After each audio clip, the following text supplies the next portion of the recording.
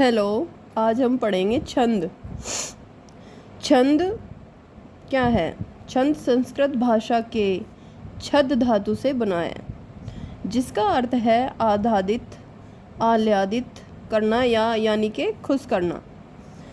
छंद का सर्वप्रथम जो उल्लेख मिलता है वो ऋग्वेद में मिलता है। छंद का दूसरा नाम पिंगल भी है। इसके जो आदि प्रणेता ऋषि थे वो पिंगल ऋषि थे, इसलिए छंद शास्त्र को पिंगल शास्त्र के नाम से भी जाना जाता है। अब देख लेते हैं छंद के कौन कौन से अंग हैं। छंद के अंग है 7: वर्ण और मात्रा, पाद या चरण, संख्या, क्रम और गण, लघु और गुरु, गति और लय, यति यानी कि विराम और तुक। अब देख लेते हैं वर्ण और मात्रा। वर्ण और मात्रा किसे कहते हैं? एक स्वर वाली ध्वनि को वर्ण कहते हैं, चाहे वह स्वर हश्व यानी के लघु छोटा हो या दीर्घ हो यानी के बड़ा हो।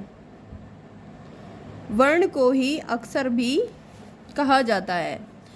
वर्ण 2 प्रकार के होते हैं, एक हश्व यानी के लघु स्वर वाले वर्ण ए, ई, उ, री, कै, की, कु, क्रय, श्रय, श्री, श्रु, श्रय। और दूसरे नंबर के होते हैं दीर्घ स्वर यानी के गुरु स्वर वाले वर्ण आ, ई, उ, ए, ऐ, ओ, औ, अं, ए, का, की, कु, के, कई, को, कौ, श्रा, श्री, श्रु, श्रे, श्रई, श्रो, श्रो, सौ। अब देख लेते हैं मात्रा। मात्रा किसी वर्ण या ध्वनि के उच्चारण में लगने वाले समय को मात्रा कहते हैं। एक बार फिर देख लीजिए। किसी वर्ण या ध्वनि के उच्चारण को लगने वाले समय को मात्रा कहते हैं।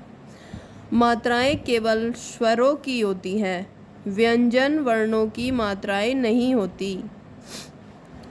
ह्रस्व स्वर यानी कि लघु स्वर में 1 मात्रा का समय लगता है। जो दीर्घ स्वर होते हैं यानी कि गुरु स्वर में 2 मात्रा का समय लगता है। ह्रस्व स्वर लघु स्वर में 1 मात्रा का समय लगता है और दीर्घ स्वर और गुरु स्वर में 2 मात्रा का समय लगता है।